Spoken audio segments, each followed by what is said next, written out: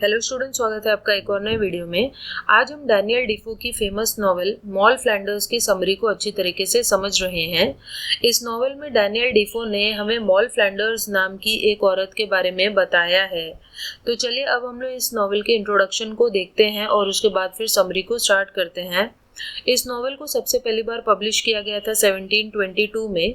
और जैसे मैंने आपको बताया कि इस नॉवेल में एक ट्रू अकाउंट यानी एक औरत की जिंदगी के बारे में बताया है। एपोनाइमस मॉल, इसका मतलब हुआ कि एपोनाइमस का मतलब होता है टाइटल में जिस नाम को दिया गया है मॉल फ्लैंडर्स, उसी मॉल के बारे में इस नॉवेल में बताया गया है कि उसका जीवन कैसा था, उसके बचपन से लेकर बुढ़ापे तक, बर्थ से ओल्ड एज तक।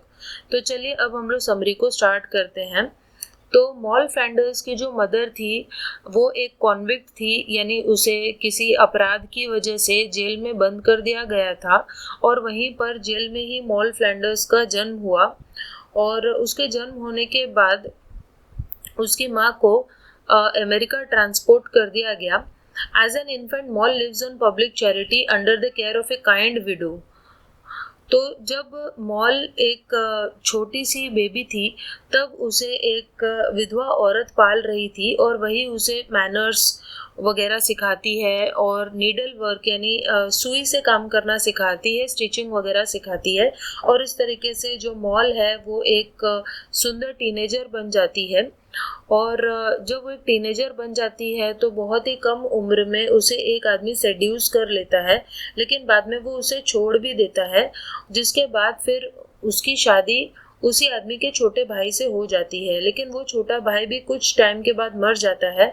जिसके बाद मॉल जो है एक ड्रेपर यानी एक कपड़े के व्यापारी से शादी कर लेती है। ड्रेपर एक ऐसा आदमी होता है जो कपड़े का बिजनेस करता है, लेकिन वो जो ड्रेपर था उसने कोई अपराध किया था और लॉ से बचने के लिए, कानून से बचने के लिए वो देश छोड़कर भाग जाता है। शी मैरीज येट अगेन, वो फिर से शादी करती है और इस बार वो अमेरिका जाती है। लेकिन उसे पता चलता है कि जो उसका हस्बैंड है वो एक्चुअली उसकी जो मदर है वो मॉल की भी मदर है। तो उसके हस्बैंड का फादर तो अलग था, लेकिन उसकी जो मदर थी उसके हस्बैंड की वो मॉल की भी मदर थी, यानी उसका जो हस्बैंड था वो उसका हाफ ब्रदर था। जब मॉल को ये पता चलता है तो वो उसे बहुत बुरा लगता है और वो डिस्गस्ट में उसके हस्बैंड को छोड़कर फिर से इंग्लैंड चली जाती है और वहाँ पर वो एक आदमी के साथ रहने लगती है जिसकी जो वाइफ होती है वो पागल हो गई होती है। He renounces his affair with मॉल आफ्टर अ रिलीजियस एक्सपीरियंस, लेकिन कुछ टाइम के बाद वो आदमी भी मॉल को छोड़ देता है जब उसे एक रिलीजियस एक्सपीरियंस होता है तब। Malls next marriage offer is from a banker, mall की अगली शादी एक बैंकर से होती है जिसकी वाइफ जो है वो चीट कर रही होती है। तो मॉल डिसाइड करती है कि वो उससे शादी कर सकती है अगर वो एक डाइवोर्स ले ले अपनी पहली वाइफ से तब। और फिर वो उस कंट्री में ट्रैवल करती है और एक अमीर आदमी से शादी करती है लंकाशायर में।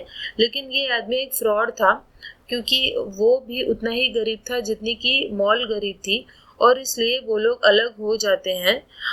Mall returns to marry the banker, और फिर मॉल फिर से उसी बैंकर के पास आती है जिसको वो छोड़कर गई थी। Who by this time has succeeded in divorcing his wife, तब तक उसने अपनी वाइफ को डाइवोर्स कर दिया था। ही डाइज सून आफ्टर, लेकिन उसके कुछ ही दिन बाद वो मर जाता है और फिर से मॉल सड़क पर आ जाती है और वो काफ़ी गरीबी तक काफ़ी साल तक रहती है और फिर वो चोरी करना सीख जाती है और अपने नए काम यानी चोरी में वो काफ़ी सफल भी होती है। वो एक एक्सपर्ट थीफ बन जाती है, लेकिन फिर उसे पकड़ लिया जाता है और उसे इम्प्रिजन कर दिया जाता है यानी जेल में डाल दिया जाता है और उसे मौत की सज़ा सुनाई जाती है। तो न्यू गेट जेल में वो कैद होती है और तब वो अपने लंकाशायर वाले हस्बैंड के साथ रीयूनाइट होती है क्योंकि उसके हस्बैंड को भी अरेस्ट कर लिया गया था। और वो लोग किसी तरीके से अपनी सज़ा को कम कराते हैं और उन कॉलोनीज़ में जाते हैं, ऐसी कॉलोनीज़ में जहाँ पर खेती बाड़ी हो रही होती है और अपनी लाइफ नई शुरू करते हैं एज प्लांटेशन ओनर्स। फिर अमेरिका में मॉल अपने भाई को ढूंढती है और उसे उसका बेटा भी मिलता है और फिर वो क्लेम करती है अपने इनहेरिटेंस को, यानी उसकी माँ जो कुछ भी उसके लिए छोड़कर गई थी वो मॉल को वापस मिल जाता है। और तब तक वो काफ़ी अमीर हो जाती है, यानी उसकी गरीबी ख़त्म हो जाती है और वो इंग्लैंड में अपने हस्बैंड के साथ अच्छे से रहने लगती है। तब उसकी उम्र 70 ईयर्स की होती है। तो यही थी मॉल फ्लैंडर्स की समरी। आई होप आपको समझ में आई होगी। फिर भी इससे रिलेटेड कोई डाउट है तो आप कमेंट करके पूछ सकते हैं। चलिए मिलते हैं नेक्स्ट वीडियो में, तब तक के लिए बाय।